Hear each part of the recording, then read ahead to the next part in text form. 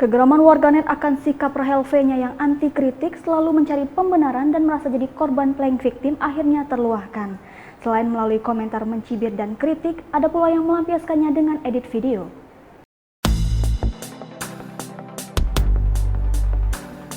Pasalnya beredar luas video ketika Rahel V-nya mengklarifikasi kejadian tapi dengan suara disamarkan dan gambarnya ditaburkan.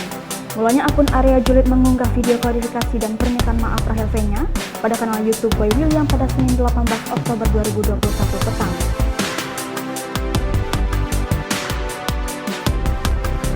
Sejam berselang, seorang pengguna anonim Twitter meminta akun khusus edit video dan audio dari Australia mengubah suara dan gambarnya. Hasilnya, video itu diubah jadi gambar yang ditaburkan dan suara yang disamakan mirip ucapan makhluk luar angkasa. Tak heran seorang pengguna menyebut Rahel V-nya seperti penjual bakso boras yang sering memberi kesaksian pada program investigasi sebuah televisi swasta yang populer pada dekade 2000-an.